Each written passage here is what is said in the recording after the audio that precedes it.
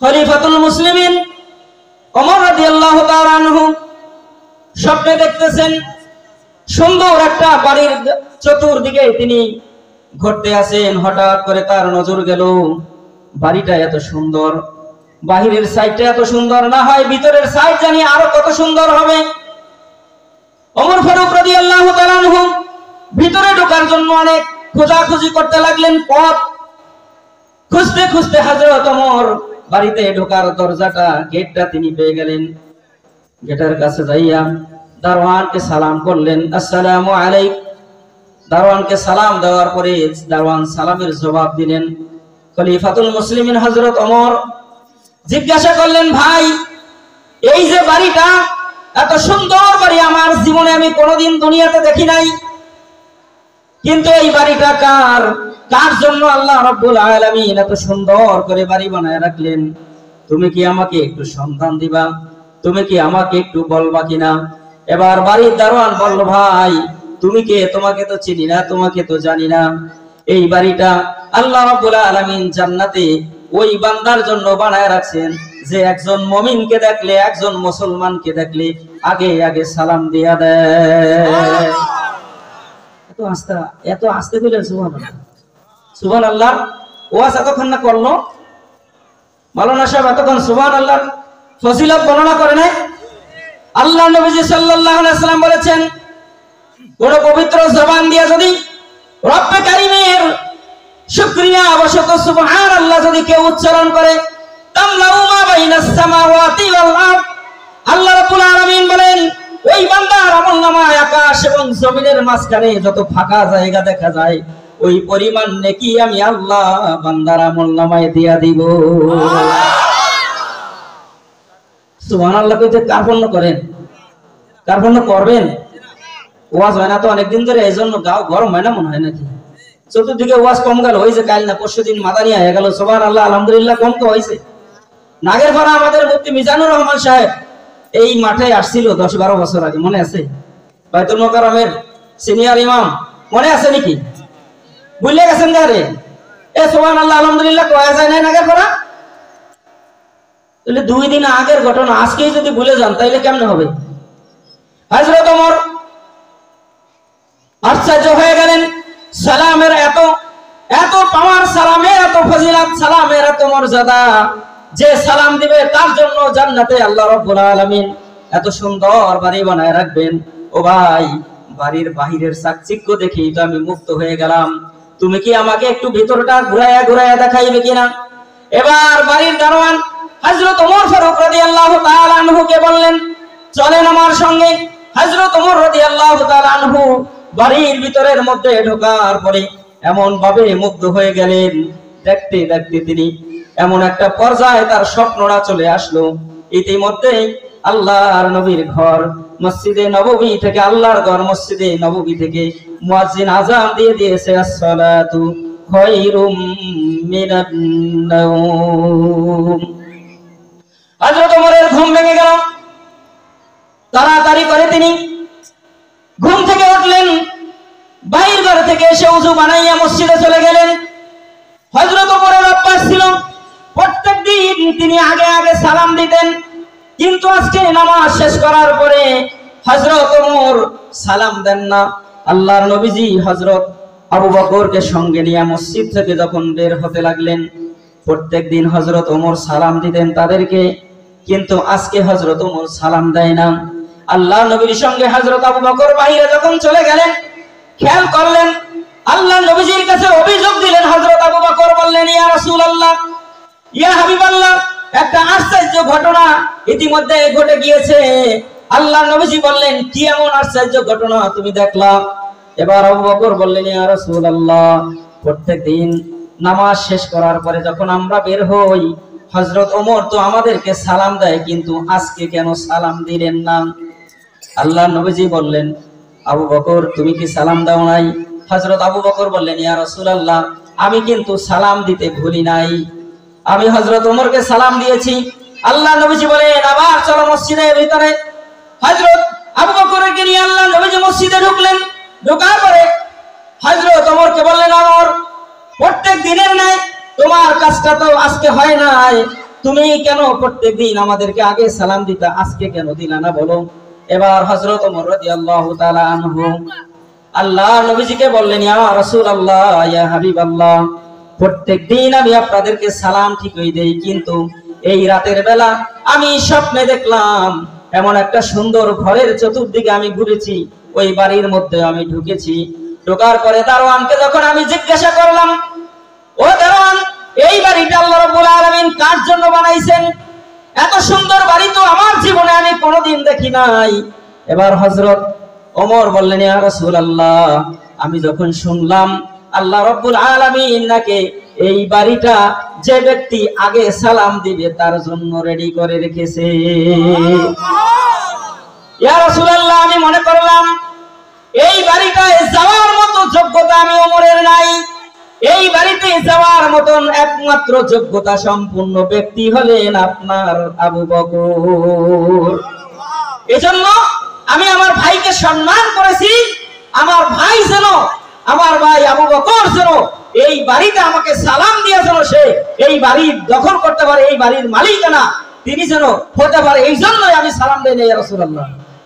তাহলে সালাম মর্যাদা, সালামের ফজিলত আছে না নাই? সালাম দিবেন।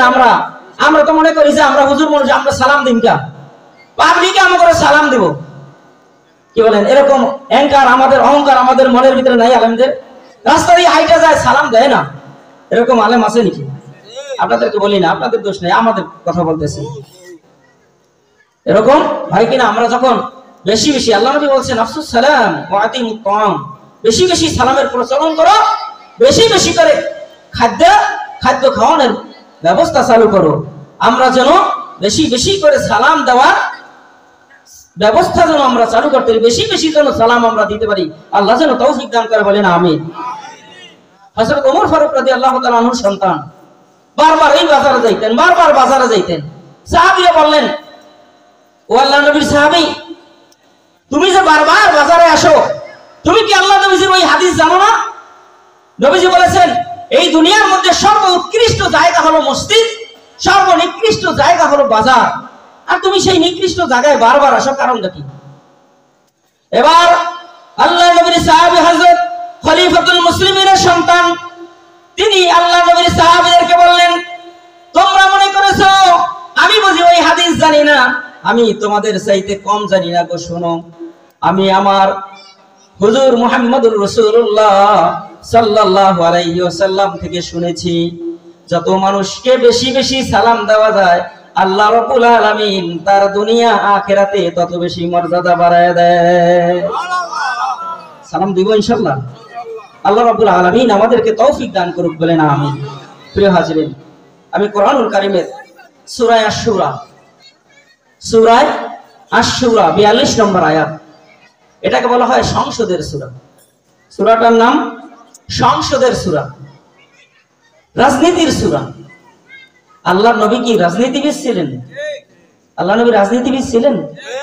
আওয়াজ দিতে হবে কিন্তু। আল্লাহ নবী কি রাজনীতিবিদ ছিলেন?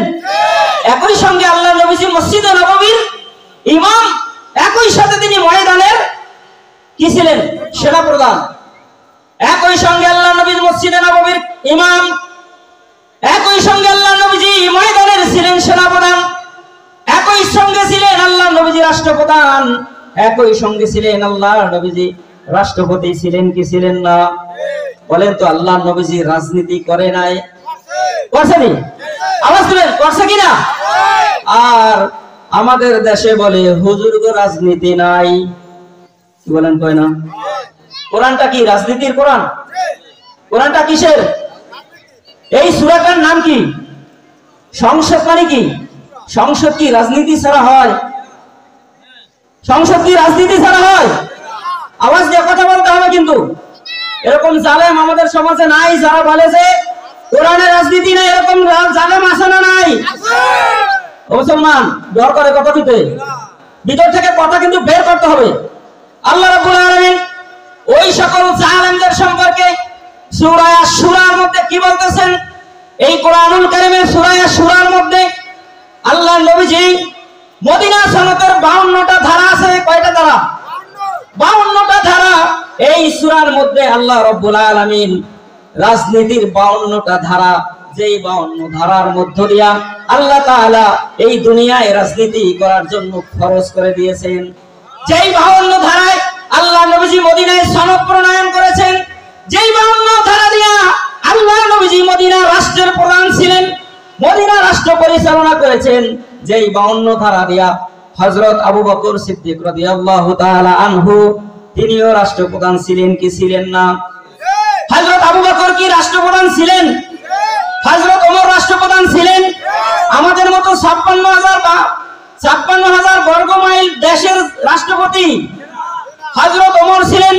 কমসে কম এই রকম 50টা বাংলাদেশের সমান এত বড় ভূখণ্ডের রাষ্ট্রপ্রধান ছিলেন হযরত ওমর।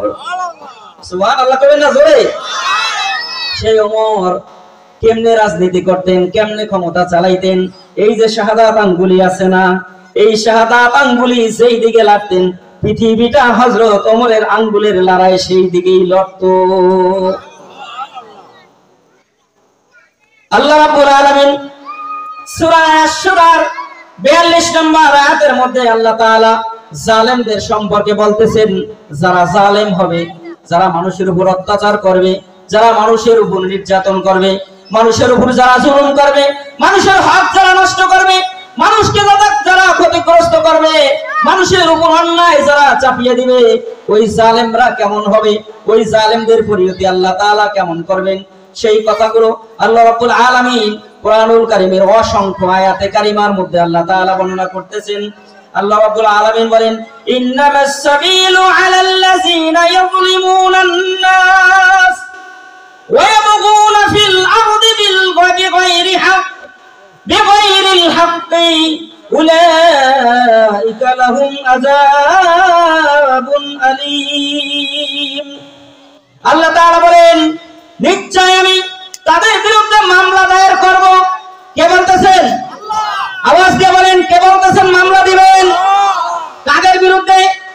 জালেমদের বিরুদ্ধে। আল্লাহ রাব্বুল আলামিন বলেন, নিশ্চয় আমি আল্লাহ কিয়ামতের ময়দানে জালেমদের বিরুদ্ধে মামলা দায়ের করব। মামলার যিনি বাদী হবেন তিনি কে? আল্লাহ বলেন যে আমি বাদী হইয়া জালেমদের বিরুদ্ধে আমার আদালতে আমি মামলা দায়ের করব। মামলাটা হবে কি রকম? আল্লাহ বলেন, আমি নিশ্চয় জালেমদের বিরুদ্ধে মামলা দায়ের করব। যারা মানুষের উপর জুলুম করেছে, যারা মানুষের উপর জুলুম চাপিয়ে দিয়েছে, যারা মানুষের সঙ্গে প্রতারণা করেছে, ধোঁকাবাজি করেছে, মানুষের হক নষ্ট করেছে, মানুষের অধিকার খর্ব করেছে, মানুষের উপর লুটপাট করে সহায় সম্পদ জান জীবন গুলো যারা ধ্বংস করেছে, মানুষকে ক্ষতিগ্রস্ত করেছে, ওই সকল জালেমদের বিরুদ্ধে আল্লাহ বলেন যে আমি মামলা দায়ের করব। যারা আমার মানুষের উপরে জুলুম করেছে, অত্যাচার করেছে, তাদেরকে আমি আল্লাহ দুনিয়াতেও শাস্তি দিব, আখিরাতেও আমার তাদের জন্য শাস্তি রয়েছে। আল্লাহ বলেন, একটা জুলুমের, একটা অপরাধের শাস্তি আমি আল্লাহ দুনিয়ায় দিব, আখিরাতেও দিব। সেই অপরাধের নাম কি? জুলুম। সেই অপরাধের নাম কি? আল্লাহ বলেন, ওই জুলুমবাজদের বিরুদ্ধে আমি আল্লাহ দুনিয়ায়ও তাদেরকে শাস্তি দিব, আখিরাতেও আমি আল্লাহ তাদেরকে শাস্তি দিব। আল্লাহ তাআলা বলেন, বিগাইরিল হক উলাইকা লাহুম আযাবুন আলীম। আর জালেমদের উপরে শাস্তি আমি আল্লাহর পক্ষ থেকে কতই না ভয়ঙ্কর। জালেমরা বুঝে না, এরা মনে করে যে দুনিয়ার সামান্য ক্ষমতা পাইয়া আমি মনে হয় কত কিছুই না হয়ে গিয়েছি। কি বলেন, করে কিনা? এই দুনিয়ার প্রথম জালেম হলো কাবিল। কারণ আদম আলাইহিস সালামের সন্তান কাবিল, তিনি তার আদম আলাইহিস সালামের আরেক সন্তান হাবিলকে হত্যা করেছে জুলুম করে। করছে কি করে নাই? এই দুনিয়ার দ্বিতীয় জালেম হলো নূহ আলাইহিস সালামের সন্তান কেনান। তিনি তার বাবার উপরে জুলুম করেছে, ইসলামের সঙ্গে জুলুম করেছে। আল্লাহ রাব্বুল আলামিন তাকে দুনিয়া থেকে শিক্ষা দিছে না দেয় নাই? আওয়াজ দেন, শিক্ষা দিছে না দেয় নাই? আল্লাহ রাব্বুল আলামিনের এই দুনিয়ার জমিনে বসবাস করে আরেকজন বড় জালিম ছিলেন হযরত ইব্রাহিম আলাইহিস সালামের উপর জুলুম করছে কি করে নাই? তার নাম কি? নমরুদ। জুলুম করছে না করে নাই? আল্লাহ রাব্বুল আলামিন ছোট্ট ল্যাংড়া মশা দিয়া জালেমকে জুতা পিটা করে দুনিয়া থেকে বিদায় করছে কি করে নাই? এই দুনিয়ার আরেক বড় জালেম ছিলেন ফেরাউন। মূসা এবং তার ভাই হারুন আলাইহিস সালাতু ওয়াস সালামকে কত অত্যাচার নির্যাতন করেছে, না করে নাই? আল্লাহ রাব্বুল আলামিন কিভাবে মেরেছেন? বর্ষাকাল আসলে আগের সময় আমরা দেখেছি প্রচন্ড পরিমাণ এলাকায় বৃষ্টি হতো, গমের দিনে, কলইর দিনে। ওই সময় বিল যখন তলায় যাইতো, উন্দুরগুলো যেভাবে মাটির নিচ থেকে উঠে চুবনি খাইতে খাইতে খাইতে খাইতে পানি খাইতে খাইতে পেট পটকা মাছের মতো বানাইয়া এরপরে মরছে কি মরে নাই? আল্লাহ রাব্বুল আলামিন ফিরআউনকে এইভাবে লোহিত সাগরে ডুবাইয়া উন্দুরের মতো চুবাইয়া চুবাইয়া আল্লাহ তাআলা মারছে কি মারে নাই? ও মুসলমান, এই পৃথিবীর আরো বড় জালেম ছিলেন আমার আপনার কলিজার টুকরা নবী মুহাম্মদ মুস্তাফা আহমদ মুস্তাফা সাল্লাল্লাহু আলাইহি ওয়াসাল্লামকে কষ্ট দিয়েছিলেন। কেডা? আবু জাহাল, উতবা, সাইবা, মুগিরা, আবুল বক্কারি, আবু লাহাব, এমনকি আব্দুল্লাহ বিন উবাই বিন সুলুল মুনাফিকদের সর্দার কষ্ট দিছে না দেয় নাই? আল্লাহ রাব্বুল আলামিন আবু জাহেলের কিভাবে মারছেন? মুআস এবং নওয়াইস নামক দুইজন 7 বছরের ছোট্ট ছোট্ট বাচ্চা দিয়া আল্লাহ রাব্বুল আলামিন বদরের ময়দানে কোবায়া কোবায়া আবু জাহেলকে দুনিয়া থেকে জনমের মতন বিদায় করছে না করে নাই? আজও যারা ওই আবু জাহেলের মতো, নমরুদের মতো, ফিরআউনের মতো যারা দুনিয়ায় মানুষের উপর অত্যাচার করবে, নির্যাতন করবে, জুলুম করবে, আল্লাহ রাব্বুল আলামিন বলেন আমি আল্লাহ তাদেরকে ফিরআউনকে যেইভাবে শুটকি মাছ বানায় রাখছি এই কারণে যে দুনিয়ার জালেমরা যেন তার থেকে শিক্ষা গ্রহণ করে আল্লাহ কিভাবে জালেমদেরকে দুনিয়া থেকে বিদায় করে। এটা কি? ফিরআউনের শিক্ষা গ্রহণ করো। আমরা বিগত 54 বছরে অনেক জালেম আমরা দেখেছি না দেখি নাই? যারা মানুষের উপর অত্যাচার করেছে, নির্যাতন করেছে, মানুষদেরকে ক্ষতিগ্রস্ত করেছে, বিভিন্নভাবে হত্যা করেছে না করে নাই? বহুত জালেম দেখেছি আল্লাহ রাব্বুল আলামিন টিকতে দেয় নাই, কারণ আল্লাহর মাইরের কাছে কেউ কুলায় না। কুলায় সে আল্লাহ রাব্বুল আলামিন কোরআনে হাকিমে সূরা মুমিনের 18 নম্বর আয়াতে কারিমে আল্লাহ তাআলা বলতেছেন وأنذرهم يوم العاصفة إذ القلوب لدى الحناجر كاظمين وما للظالمين من حميم ولا شفيع عطاء আল্লাহ রাব্বুল আলামিন তার নবীকে ডাক দিয়ে বলতেছেন, নবী হে, দুনিয়ার জালেমদেরকে আপনি বলে দিন, দুনিয়ার পাপিষ্ঠদেরকে আপনি বলে দিন, অত্যাচারীদেরকে আপনি বলে দিন, তাদেরকে সাবধান করুন।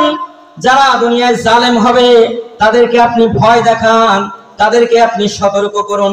আল্লাহ নবীজি আল্লাহ তাআলা বলতেছেন, নবী আপনি তাদেরকে বলে দেন, তাদেরকে সতর্ক করে দেন কিয়ামত দিবস সম্পর্কে, যেই দিন যখন আযাব তাদেরকে আচ্ছন্ন করবে, জালেমদেরকে যখন চতুর্দিক থেকে আযাব আচ্ছন্ন করবে, জালেমদেরকে যখন চতুর্দিক থেকে আযাব বেষ্টন করে ফেলবে, আটকায় ফেলবে, জালেমদের জন্য কোন বন্ধু সেই দিন পাওয়া যাবে? আওয়াজ দেন, কোন বন্ধু পাওয়া যাবে? জালেমদের জন্য কোন বন্ধু নাই, এমনকি এমন কোন বন্ধু পাওয়া যাবে না যারা তাদের জন্য সেই দিন আল্লাহর কাছে সুপারিশকারী হবে। পাওয়া যাবে? কোন জালেমের জন্য কোন সুপারিশকারীও নাই, কোন জালেমের জন্য সেই দিন কোন কেউ উজায় বলতে পারবে না আল্লাহর সামনে, তার নবীর সামনে, এরাও তো নবী, এরাও তো আপনার উম্মত ছিল, আল্লাহ এরা তো তোমার বান্দা ছিল। আল্লাহ বলেন সুকান সুকান, নবীও বলবে সুকান সুকান লিমান গায়্যারা মিন বাদিহি, দূর হয়ে জালেম, দূর হয়ে যাও। দুনিয়াতে যখন আমার কথা বলেছিল, তোমরা আমার কথা বলার সময় বাধা দিয়েছিল, আমার আল্লাহর কথা বলার সময় মাইক কান দিয়া হুজুরকে সামনে তোলা নিয়ে গেছিল। এরকম জালেম আছে নি আমাদের সমাজে? কোরআনের কথা বলার সময় অনুমতি নিয়ে কথা বলা লাগে, এই রকম জালেমও আমাদের দেশে আছে না? কোরআনের কথা বলতে হবে, তুমি কোন সলিমতি, তোমার কাছে তোর অনুমতি আনা লাগবে। কোরআনটা কার? আওয়াজ দেন, কোরআন কার?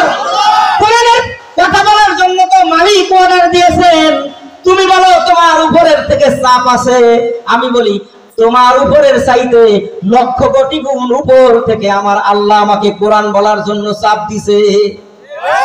আওয়াজ দেন। আল্লাহ বলেন, আল্লাহ নবী বলেছেন বাল্লিগু আন্নী ওয়ালাউ আয়াত, তোমার কাছে যদি একটা কথাও থাকে, একটা বাণীও যদি থাকে, ওই কথা ওই বাণীটা তুমি অন্যের কাছে পৌঁছে দাও। কোরআনটা কার? আওয়াজ দিতে হবে, কোরআনটা কার? কথা বলবো কার? আল্লাহর যদি কোরআন হয়, আল্লাহর কোরআনের কথা বলতে আবার তোমার মতো নসিমুদ্দিন সলিমুদ্দিন ওয়ার্ডার লাগবে। কারণটা কি? তুমি কে? মরিয়া দেখো, এমন পারান পারাইবো জনমের মতো কবরে শিক্ষা দিয়া দিব।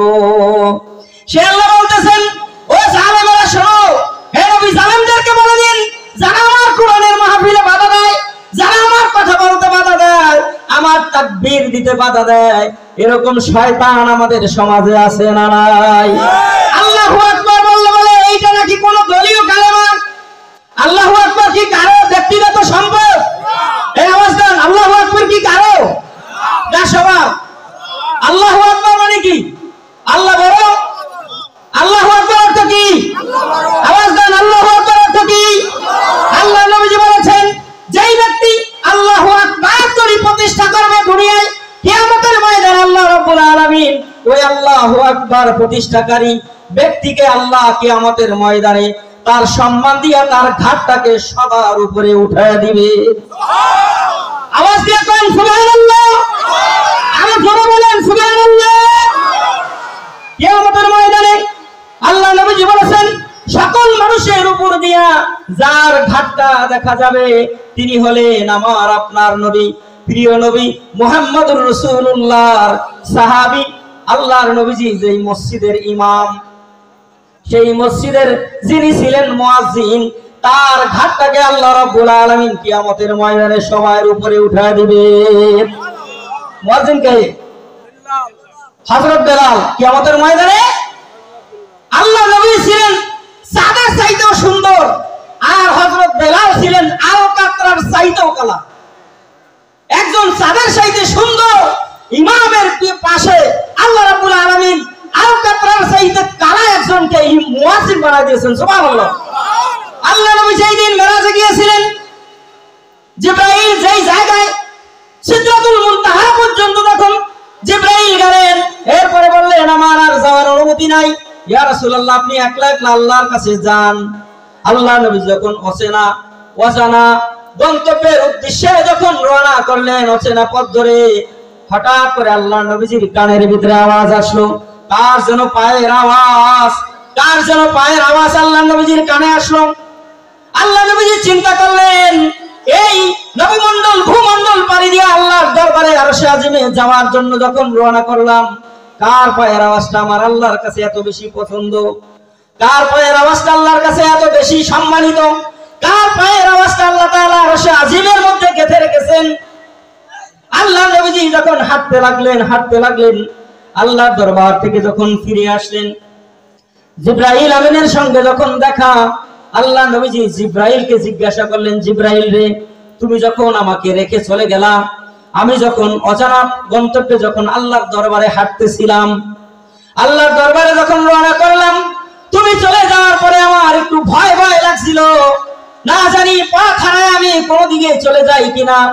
কিন্তু ওই অবস্থায় হঠাৎ করে আমার কানের মধ্যে একটা আওয়াজ আসলো, পায়ের আওয়াজ, চলার আওয়াজ। আমরা যখন রাতের বেলা একা একা যখন হাঁটি, মনে হয় যেন আমাদের পিছনে পিছনে কেউ হাঁটে। এরকম অবস্থা আমাদের সকলের হয়েছে নি জীবনে। অবস্থান হয়েছে কি হয় নাই? এরকমই আল্লাহ নবীজির কানের ভিতরে আওয়াজ আসলো। আল্লাহ নবীজি জিবরাইলকে বললেন, কার পায়ের আওয়াজটা এত মর্যাদাপূর্ণ? এবার জিবরাইল বললেন, ইয়া রাসূলুল্লাহ, এটা দুনিয়ার আর কেউ নয়, যেই মসজিদের ইমাম আপনি, ওই মসজিদের যিনি মুয়াজ্জিন, তার পায়ের আওয়াজ। আল্লাহ নবীজি দুনিয়ায় আসলেন, আয়েশা হযরত বেলালকে বললেন, বেলাল তুমি এমন কি আমল করো যেই আমল আমি দেখি না?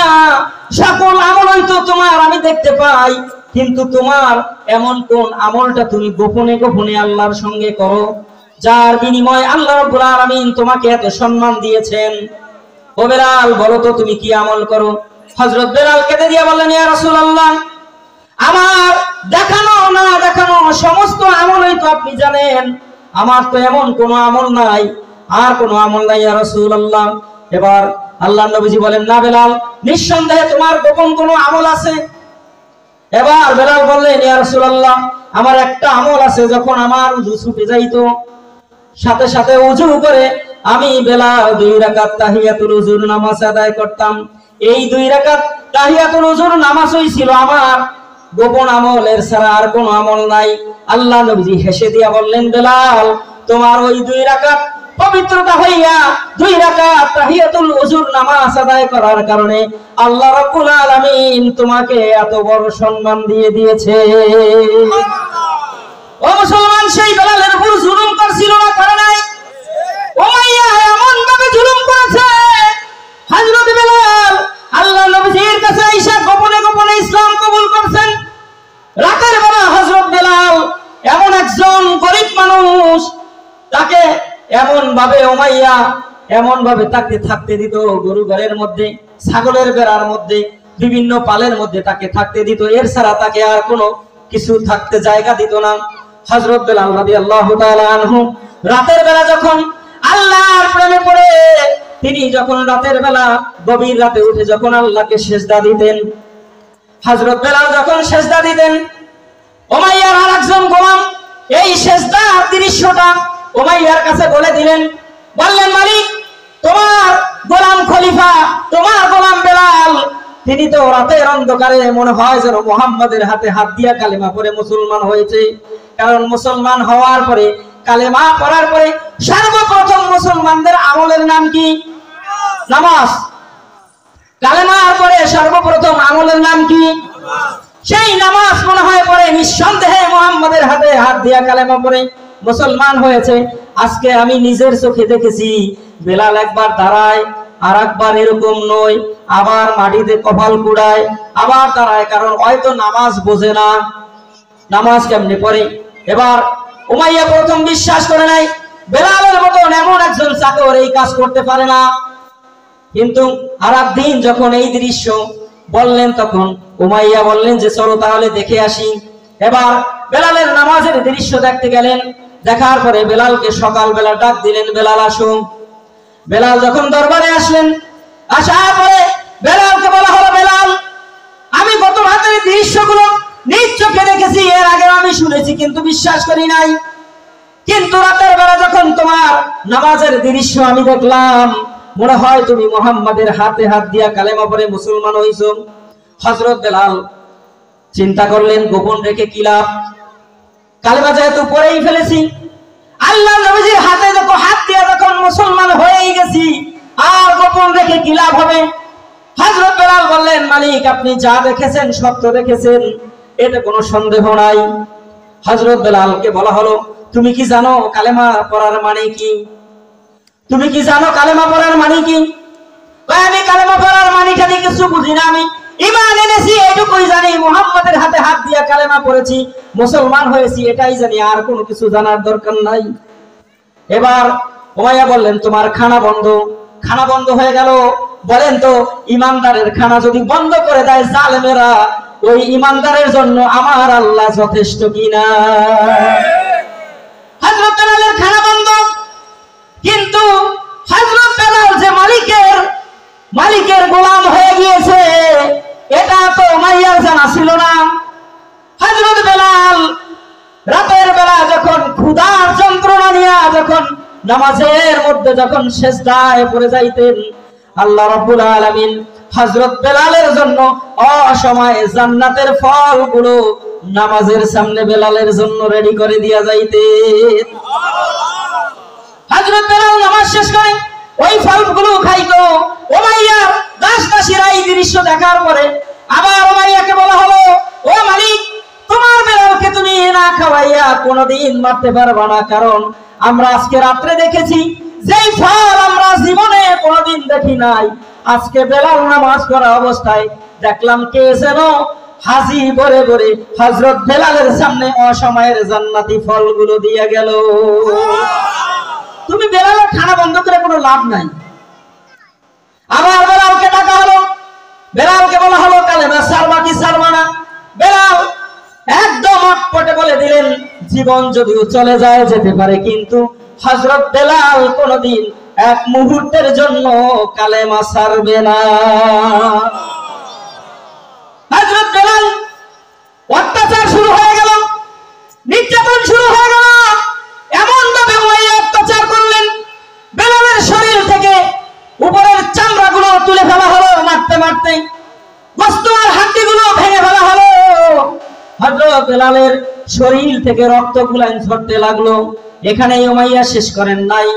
উমাইয়া বললেন, বেলাল এখনো সময় আছে, তুমি মুহাম্মাদের কালেমা ছেড়ে দিবা কি দিবা না বলো? যদি ছেড়ে দাও এখনো তোমাকে ছেড়ে দেওয়া হবে, আর যদি না ছাড়ো তোমার শেষ পরিণতি পর্যন্ত তোমাকে ভোগ করতে হবে। হযরত বেলাল বললেন, শরীরে শক্তি নাই, বললেন, আমি জীবন চলে যায় যাবে, আমি একবার আপনাকে বলেছি জীবন যদি চলে যায় যাবে, একবারের জন্য না, এক মুহূর্তের জন্য আমি কালেমা ছাড়বো না। ঈমান কাকে বলে? হযরত বেলালকে দ্রুতগামী ঘোড়ার সঙ্গে রশি দিয়ে বেঁধে দেওয়া হলো। ওই অবস্থায় হাতে রশি লাগানো হলো, পায়ে রশি লাগানো হলো, দ্রুতগামী ঘোড়ার সঙ্গে বেঁধে দেওয়া হলো। মরুভূমির মধ্যে বেলালকে ছেড়ে দেওয়া হলো। আর যুবকদেরকে বলা হলো, যুবকেরা ঘোড়া দৌড়াও। ঘোড়া দৌড়াইলে বেলাল কি ঘোড়ার লাগে দৌড়াইতে পারবে? হযরত বেলালকে দৌড়ানো হলো, পিছন থেকে পাথর মারা শুরু করা হলো। মরুভূমির মধ্য দিয়ে দৌড়াইতে দৌড়াইতে বেলাল ঘষায় ঘষায় বালুয়া আর পাথরের সঙ্গে শরীরটা লেগে লেগে গোশতগুলো হয়ে যাচ্ছে। জীবনের শেষ মুহূর্ত, এই মুহূর্তে বেলালকে বলা হলো, বেলাল এখনো সময় আছে, কালেমা ছাড়বা কি ছাড়বা না বলো? হযরত বেলাল জবান দিয়া কথা বলতে পারেন না, গায়ে শক্তি নাই, কিন্তু মাটির থেকে কোন রকম শাহাদাত আঙ্গুলিটা একটু উঁচা করে বললেন, আহাদ আহাদ আহাদ, এক আল্লাহ এক আল্লাহ। আল্লাহ কয়জন? আওয়াজ দেন, আল্লাহ কয়জন? আল্লাহর উপর যদি ঈমান আনেন, জালেমেরা যত নির্যাতন করুক, যত অত্যাচার করুক, যত নির্যাতন করুক, ঈমানদার কখনো জালেমের অত্যাচারকে ভয় পায় না। ঈমানদার ভয় পায় কাকে? আওয়াজ দেন, কাকে ভয় পায়? ঈমানদার কখনো জালেমদেরকে ভয় পায় না। ঈমানদার সব সময় ভয় পায় কাকে? হযরত বেলাল গায়ে শক্তি নাই, বল নাই, হাত আঙ্গুলে উঁচা করে বললেন, এক আল্লাহ এক আল্লাহ এক আল্লাহ। বেলালের জীবন যদি চলে যায় যাবে, কিন্তু আল্লাহর উপর ঈমান এক মুহূর্তের জন্য বেলাল ছেড়ে দিবে না। জালেমরা এইভাবে অত্যাচার করেছে। আল্লাহর নবী মুহাম্মদুর রাসূলুল্লাহ সাল্লাল্লাহু আলাইহি ওয়াসাল্লাম হাদিস শরীফে বলেছে, কোন জনপদে, কোন জমিনে, কোন দেশে যদি জালেম ক্ষমতায় আসে, ওই জালেমেরা চারটা কর্মসূচি দেয়। আল্লাহ কোরআনুল কারীমের মধ্যে আল্লাহ রাব্বুল আলামিন বর্ণনা করেছেন, কোন জনপদে, কোন জমিনে যদি জালেম ক্ষমতায় আসে, ওই জালেমেরা এই দুনিয়া পরিচালনা করার জন্য কর্মসূচি দেয় কয়টা? আওয়াজ দিতে হবে, এবার কিন্তু কথা বলা লাগবে। কয়টা কর্মসূচি দেয়? আমার কথা না, আল্লাহ কথা কি বলতেছেন শোনেন।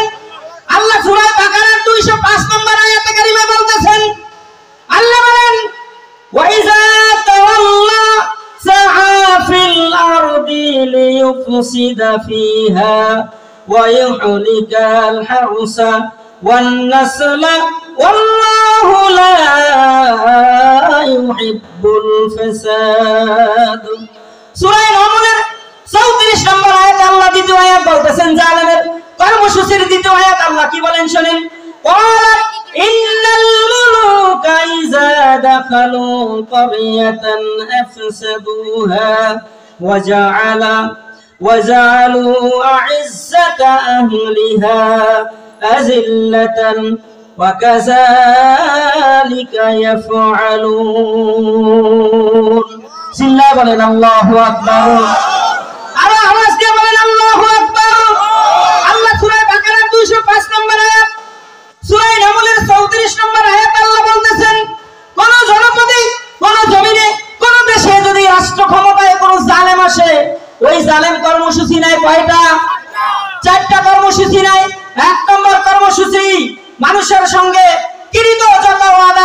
মানুষকে যত ওয়াদা দিবে, চাকরি দিমু, খাওয়ান দিমু, পড়া দিমু, বাসস্থান দিমু, চিকিৎসা দিমু, সবকিছু দিয়া দিমু, এই কথা কখন বলে?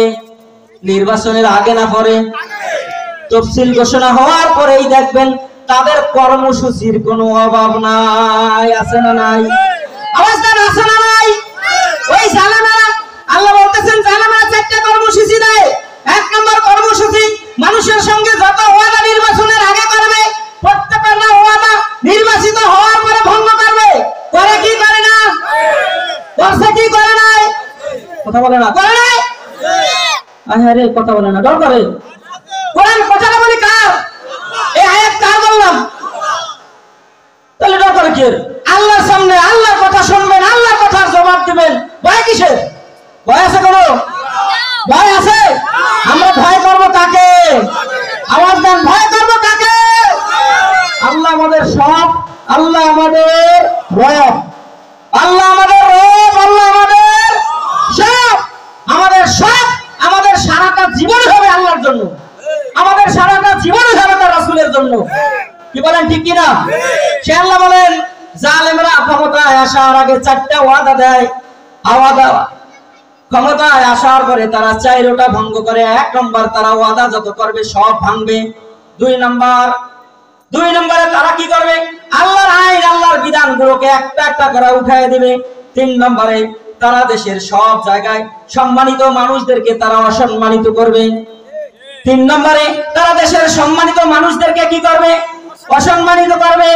চার নম্বরে দেশের সব জায়গায় দুর্নীতি, চাঁদাবাজি, লুটতরাজ, হরিলুট, মারামারি, কাটাকাটি, রক্তারক্তি, খুনাখুনি সবগুলাই আমাদের দেশে আসিল না নাই? এখন কি আছে না নাই? আছে। এটা হলো জালেমের কর্মসূচি চারটা। পাশাপাশি আল্লাহ রাব্বুল আলামিন কি বলতেছেন শুনেন, যদি এই জায়গায় যদি আবার আলেমেরা ক্ষমতায় আসে, ইমানদারেরা যদি ক্ষমতায় আসে, আল্লাহ রাব্বুল আলামিন বলেন আমার ইমানদারেরাও কর্মসূচি দেয় চারটা। কয়টা? আওয়াজ দেন, কয়টা? ইমানদার ক্ষমতায় আসলে কর্মসূচি দেয় চারটা, জালেম ক্ষমতায় আসলে কর্মসূচি দেয় কয়টা? চারটা। দেখেন তো তাদের কর্মসূচি আর ইমানদারের কর্মসূচিতে মিল আসেনি?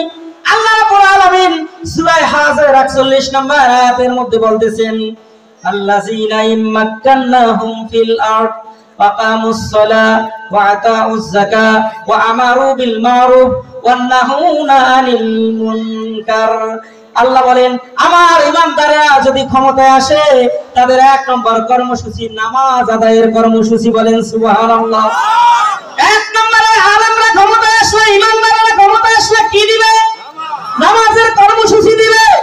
আজকে নামাজের আযান হওয়ার পরে মসজিদে জামাতের জন্য লোক খুঁজে পাওয়া যায় না, কিন্তু ইমানদার ক্ষমতায় আসলে ইমাম সাহেবের নামাজে মুসল্লি খোঁজা লাগবে না, মাইক দিয়া বলা লাগবে না 5 মিনিট জামাতের বাকি। আপনি ইমাম, আপনি মুয়াজ্জিন আযান দেওয়ার আগে দেখবেন আপনি মুয়াজ্জিনের জায়গাটা পর্যন্ত মুসল্লিরা দখল করে ফেলেছে। এরকম অবস্থা হবে কি হবে না? আল্লাহর নবীর আমলে, সাহাবীদের আমলে হয়েছে নাকি? হয় নাই? দুই নম্বরে আল্লাহ রাব্বুল আলামিন বলতেছেন 2 নম্বর কর্মসূচি হবে যাকাত আদায়ের কর্মসূচি তারা দিবেন। যাকাতের সিস্টেম যদি, ইসলামী অর্থনীতির ব্যবস্থা যদি সমাজে চালু হয়ে যায়, এই দেশে সুদ থাকবে না, এই দেশে ঘুষ থাকবে না, এই দেশে দুর্নীতি থাকবে না, এই দেশে কাটাকাটি মারামারি থাকবে না। ঠিক না বেঠিক?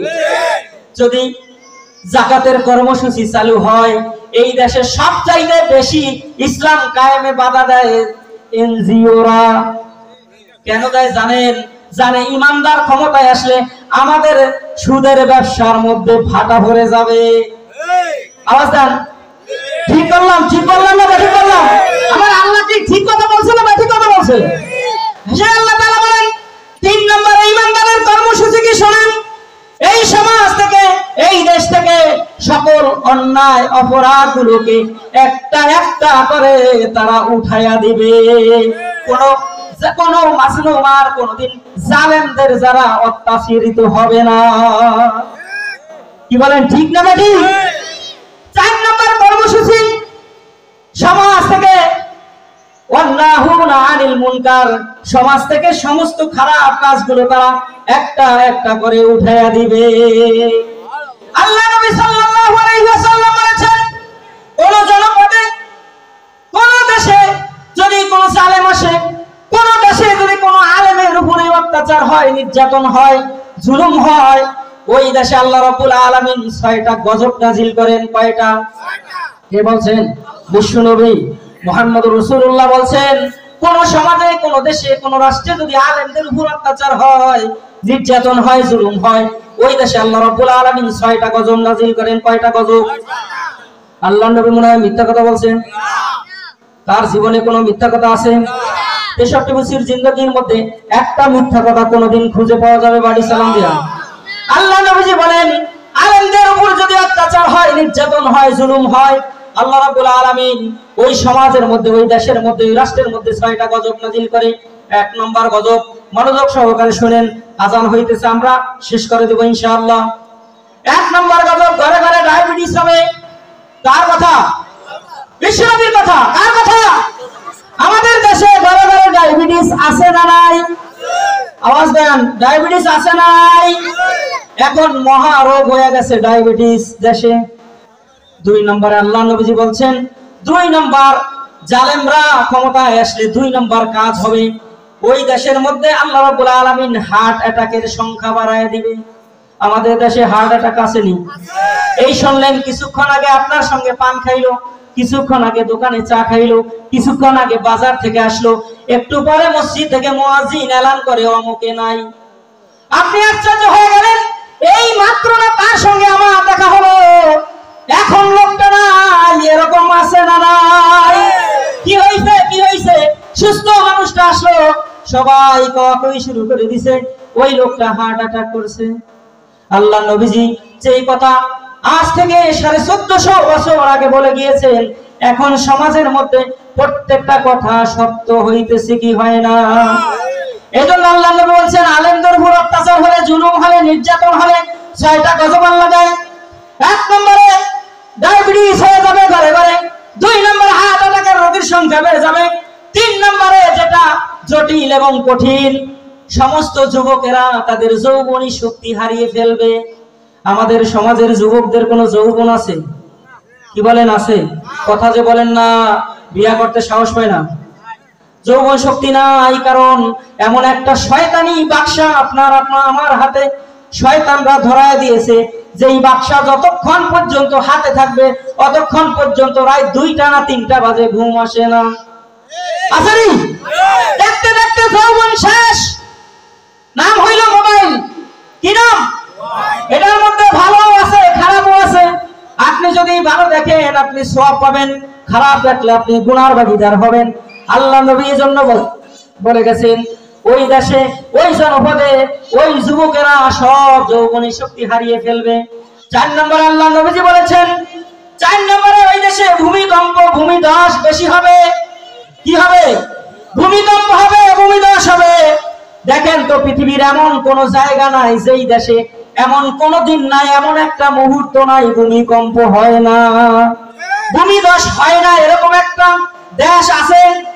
দেখেন না, চতুর্দিকে তাকান, নদী ভাঙতে আছে, নদীর কুল ভাঙ্গে অকুল করে, এই তো নদীর খেলা। সকাল বেলা ধনীর ভাই, ফকির সন্ধ্যা বেলা। কি বলেন? এরকম হয় না? আল্লাহ নবীজি যে কথা বলেছেন, নদীর এবার ভাঙ্গে ওপার করে, ভূমিধস হবে, ভূমিকম্প হবে। 5 নম্বরে আল্লাহ নবীজি বলেছেন, ওই দেশের জমিনগুলো আল্লাহ ফাটায় দিবেন। এই বছর কোন বৃষ্টি আছে? ধানের গোড়ায় পর্যাপ্ত পরিমাণ পানি থাকার কথা, কিন্তু পানি নাই, শুকায় গেছে। গতকাল রিপোর্ট দেখলাম, 100 বছরের মধ্যে ইরানে বৃষ্টিপাত যা হয়েছে, 100 বছরের রেকর্ড ভঙ্গ করে ফেলেছে। তাদের জমিনগুলো ফেটে গেছে, রাজধানী থেকে 1 কোটি মানুষ সরায় নিতে হবে। একদম চৌচির হয়ে গেছে, ফেটে পানি নাই, পানির হাহাকার চলতেছে। আল্লাহ নবী এই জন্যই বলেছেন, যে দেশে জুলুম হবে, অত্যাচার হবে, নির্যাতন হবে, ওই দেশের উপর আল্লাহ গজব নাজিল করবেন। 6 নম্বরটা আরো কঠিন। 6 নম্বর আল্লাহ নবীজি বলেছেন, ওই দেশের মাটির নিচ থেকে আল্লাহ রাব্বুল আলামিন পানির লেয়ার সরায় নেবে। পানির স্তরকে আল্লাহ রাব্বুল আলামিন সরায় দিবেন।